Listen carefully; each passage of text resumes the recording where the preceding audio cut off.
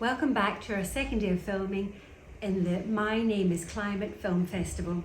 I'm very thrilled to have all the way from Germany, Lars Smekal, with his film Memories of a Forgotten Childhood.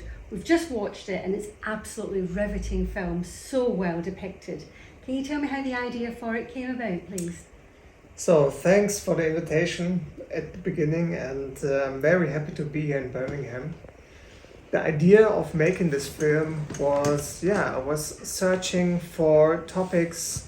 As a filmmaker, you always dig inside yourself, but outside of your own mind too. And I knew that something deep down inside myself was buried there.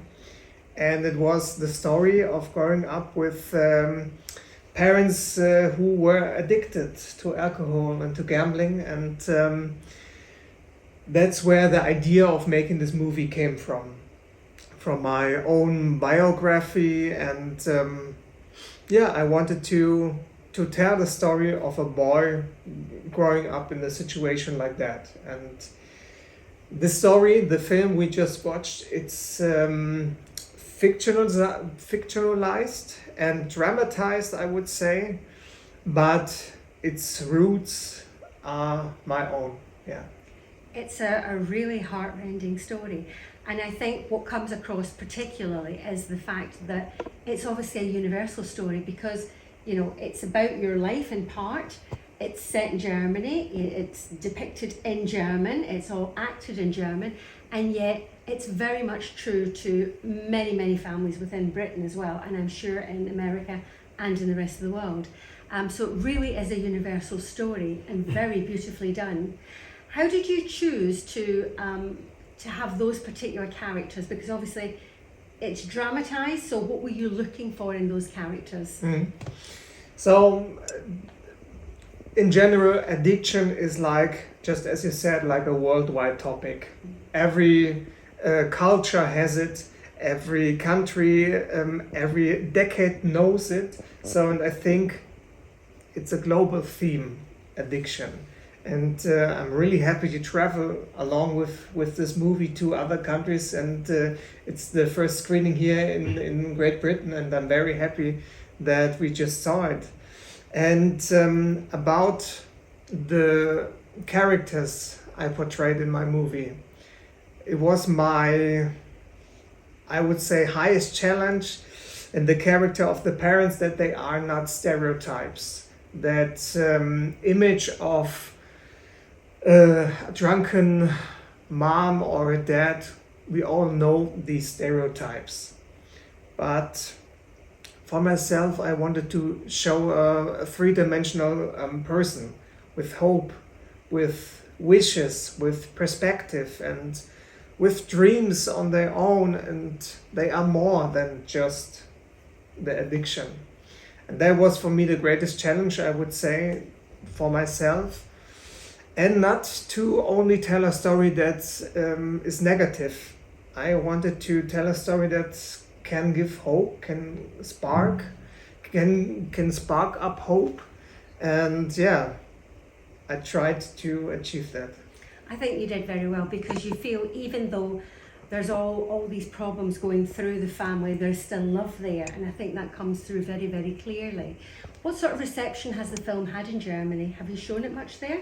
So I think we have now 12 screenings so far, and the film had its world premiere in USA, in San Diego. So the first screening was abroad. There was a great experience. But I would say the reception in Germany was like everywhere I travel with this movie, people are telling me that they are grateful for that movie. They open up. They go to me after the screening and say, "Hey Lars, I'm in the same club. Thanks for giving your perspective." And they are telling me their own story, and I think I'm pretty proud of that film can touch people and open up with their own story with their own trauma, and they are getting seen with their story, and that's why I love going to film festivals where this movie is shown, because I get a lot of positive and very heartwarming reception. Yeah. Well, we're very grateful you've flown all the way to come here to us in Birmingham. So with regards to the film, you wrote it and you directed it and you co-produced it. How hard did you find doing that multiple role scenario? So in my experience, I often did everything. When I look back at my movies, if there is no film at all and I have to decide, will I do everything? I will do everything. But in this case, I looked for a team, looked for people I can work on, and so, you know, filmmaking, it's a process. And in the beginning there was the script, and writing the script was not easy for me, because I asked myself, what was the truth? And you know, the title of this movie, called Memories of a Forgotten Childhood, inside of the title there's some kind of retro perspective on that. And for myself, it was like, it was buried down. I wanted to forget stuff of it, and to get inside of this process. How was it for you as a child? And to write it, that was like a cleansing memory, I would say. So later on in the production, when I did the creative decisions as a director, and found the actors and actresses, that was the point working on this film, that something unforeseen for myself happened. And I love the work with actors and actresses, because in this moment, when your vision collides and connects, and with the vision of other people who are working in a creative way, something completely new is getting created. And I'm very, very in love with this kind of work. And from the perspective of a co-producer, it was not that easy to get the funds and the financing. And but I have to say, I got very lucky that it was like in the range of budget I've never reached before. And we had German film funds, and we had a crowdfunding. And we had like 6 figures budget, and I'm very grateful for that. I think you can see very clearly the production values are high in it, you know, it's all very good quality. There's a feeling it's all very encapsulated in a short drama very well, but there's also a feeling that you could, if you wanted to, expand it into a feature film and bring in other threads. Is that something that you're perhaps planning to do? Right now, I'm not planning to do it, because for me, I think this story is finished in that way. Right now we cut this mid-length film into a few episodes, and it's getting right now on serial film festivals too. There was an experience, but right now I don't think I want to make a feature film out of it, because I feel that the story has been fulfilled in this middle length film. But you know, the topic is big enough, and my experience is big enough to make a feature film out of it. Have we got any questions from the audience? I have one. So I've made a film as well at this festival, and that deals with one of the central characters is a child, of roughly about the same age, I think, in fact. And it deals with quite a heavy subject, like yours does too. I was just wondering, how was your process with working with a young actor like that, and the safeguarding role with regards to, you know, adult themes in a way, and violence too. So I just having gone kind of through that myself, I'm really interested in your experience as well. Yeah. So I have a lot of experience working with children actors and actresses in theater plays, but also in movies now. And I think for those adult topics, you need a lot of talking before. And in this case, so there is no really adult topic because, you know, it's a perspective of a child in the same situation. And for me and for Niklas, so the actor, his name is Julian. For me and Julian, we did a lot of talking before, and I really wanted to connect with him on an emotional level to make him understand what I felt when I was going through my childhood. And I think he had a very talent and a very big understanding to make this emotional process within of shooting this movie.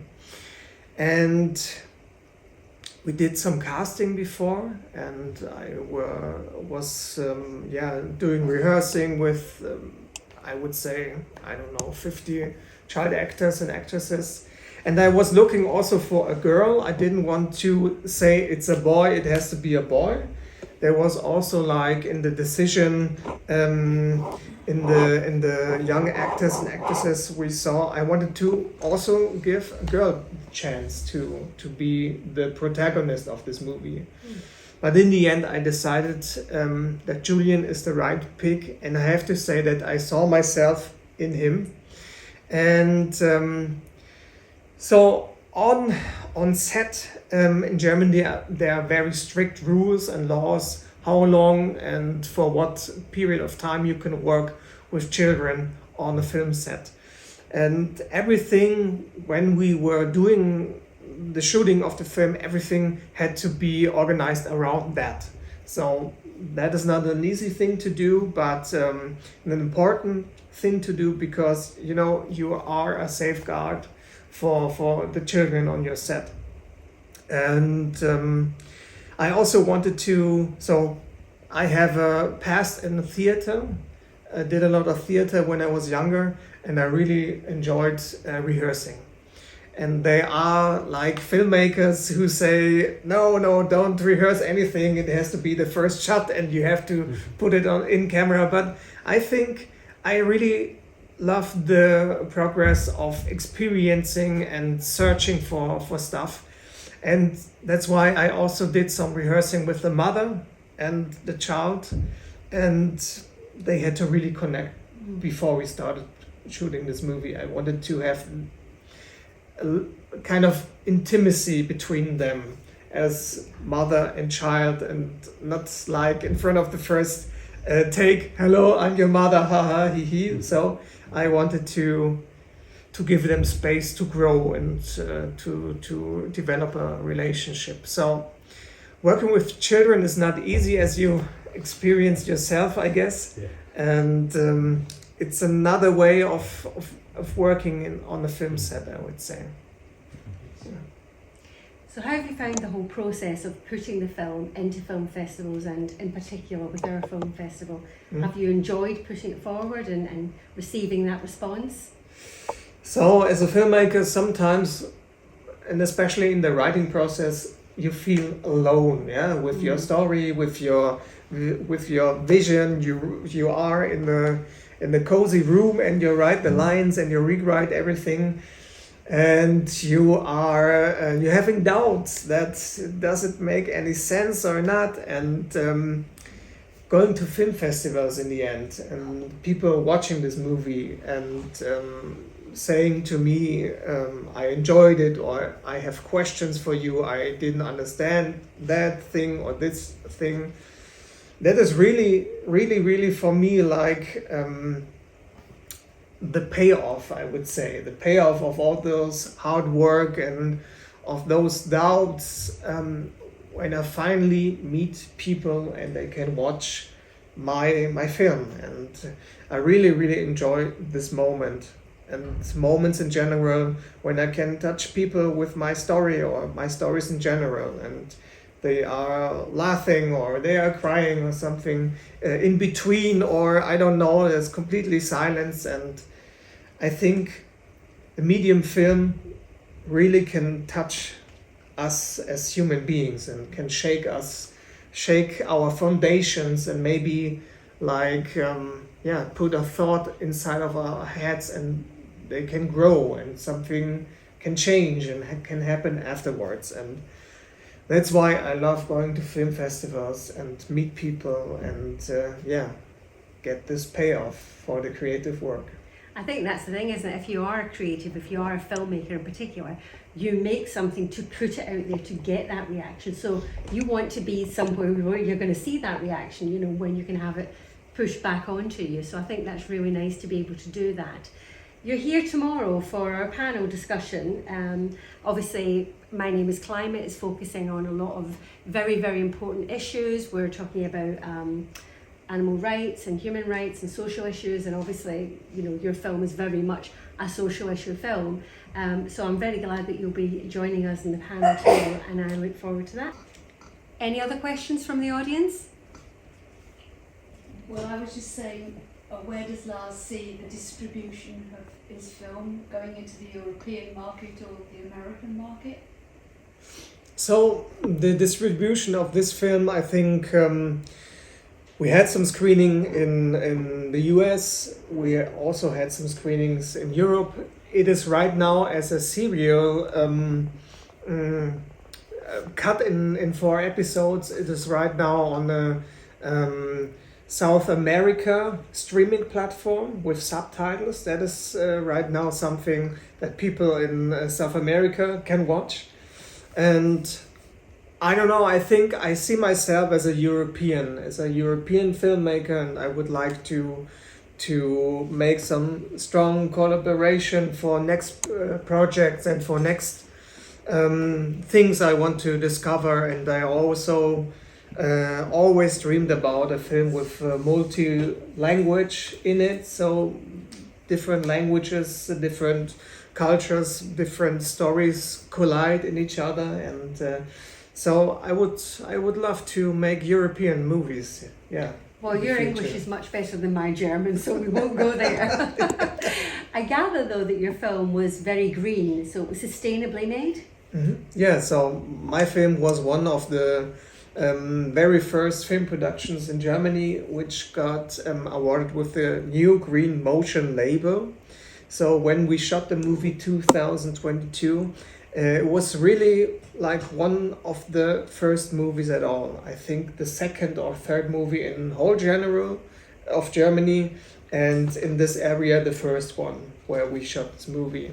And I think in Germany we're on a good way when we speak about green film productions, because in the German film funding law now it is it was written in there that you have to make or you have to fulfill a catalog of green film production to get film funding from the government. And we have, I will talk about it tomorrow in the panel about creative perspectives on green film production. And we work with green consultants now in Germany. So I have a little video of my green consultant with me, Helen, and she will tell you a little little video message, hi to you tomorrow. And Fantastic. I will share my perspective as a director on this topic. Well, we really look forward to that, and I think we can learn a lot. We definitely need to be more and more green moving forward. So, you know, every little nugget of knowledge is good. So, yeah, looking forward to that. So thank you again. Thanks. And we'll see you tomorrow. See you tomorrow.